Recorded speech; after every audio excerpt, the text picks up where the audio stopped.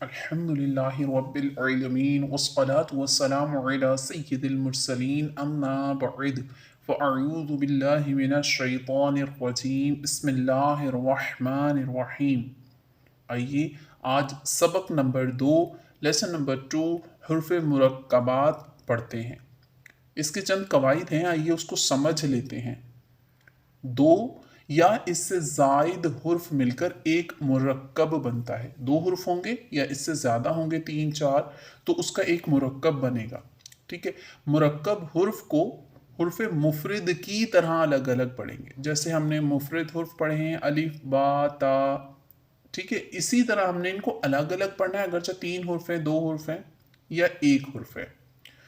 उससे आगे देखिए, इस सबक में तलफ़ुज़ की अदायगी का ख़ास ख्याल रखते हुए मारूफ यानी अरबी लहजे में पढ़ें। जब दो या इससे ज़ायद हुर्फ मिलकर लिखे जाते हैं, इनको यानी मिलाकर जो लिखा जाता है, तो इनकी शक्ल कुछ बदल सी जाती है। अब इसकी पहचान कैसे होगी? अक्सर हुर्फ का जैसे सर लिखा जाता है और धर छोड़ दिया जाता है, तो इनकी पहचान जो है वो नुक्तों के रद्दो बदल से होगी, यानी किसी का ऊपर नुक्ता लगेगा, किसी का नीचे लगेगा, तो इस तरह उनकी पहचान होगी। जो हुर्फ मुरक्कब होने की हालत में एक जैसे लिखे जाते हैं, इनकी नुक्तों के रद्दो बदल से पहचान करें। ठीक है, अब ये जो हमने कवाइद पढ़े हैं, इन्हें याद इस तरीके से कीजिए कि आपके माइंड में बिल्कुल बैठ जाएंगे। ठीक है, इनको रट्टा नहीं लगाना है, अच्छे से याद करना है ताकि हमारी अदायगी भी बहुत अच्छे से हो सके। और जिस तरीके से हमने लेसन नंबर 1 पढ़ा है, इसी तरह यहाँ पर भी हमें हर मिक़दार और मखरज का ख्याल रखना है। ठीक है, तो आइए सबक शुरू करते हैं। अलिफ लाम, अलिफ लाम, अलिफ बा, अलिफ नून, अलिफ ता, अलिफ या, अलिफ सा, अलिफ शीन, अलिफ सीन, अलिफ फा, अलिफ क़ाफ़, अलिफ जीम, अलिफ खा, अलिफ हा, अलिफ ऐन, अलिफ गैन, अलिफ साद, अलिफ।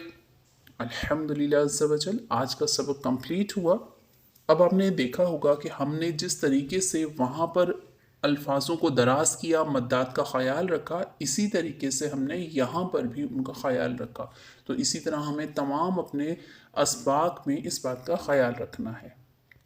इसमें कुछ हुर्फ ऐसे हैं जिस पे हमें सीटी सख्ती और शोर को वाज़े करना है, उन्हें हुर्फ सफ़ीरिया कहा जाता है।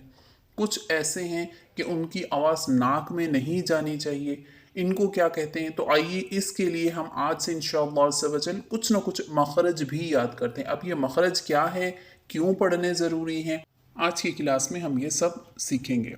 सबसे पहले तो इसको समझ लेते हैं कि मखरज का लग़वी मायना जो है वो क्या है।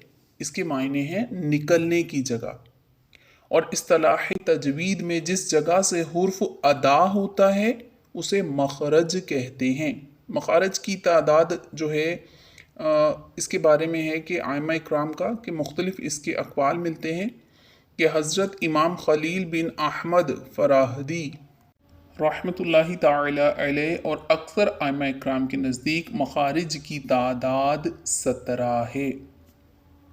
मगर घबराइए नहीं, हम इंशाअल्लाह अज़्ज़ा वजल इसको आहिस्ता आहिस्ता बिल्कुल अपनी क्लास में एक एक मखरज लेकर चलेंगे और अच्छे से याद करेंगे, ताकि इसी की बेस पर हम पूरे मदनी कायदे को और ज़्यादा मजबूत बना सकें।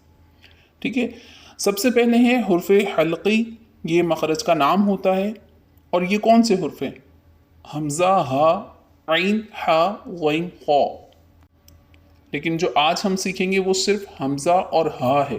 ٹھیک ہے، یہ حروف حلقیہ کہلاتے ہیں. حلق کے نیچے والے حصے سے ادا ہوتے ہیں. آپ دیکھ رہے ہوں گے آپ کی گردن کے سامنے جو نخرہ بھی کہلاتا ہے، اس ہڈی کا اوپر کا ایک پارٹ ہے، ایک بیچ کا پارٹ ہے اور ایک نیچے کا. تو جو نیچے کا جو پارٹ ہے یہ وہاں سے ادا ہوتے ہیں حمزہ ہا، سینے والے حصے کی طرف سے. ٹھیک ہے، تو آپ یاد کیجیے گا اس کو اچھے سے. ہمیں دیجیے اجازت، اپنی دعاؤں میں یاد رکھیے گا، اپنا بہت سارا خیال رکھیے گا. السلام علیکم ورحمۃ اللہ وبرکاتہ.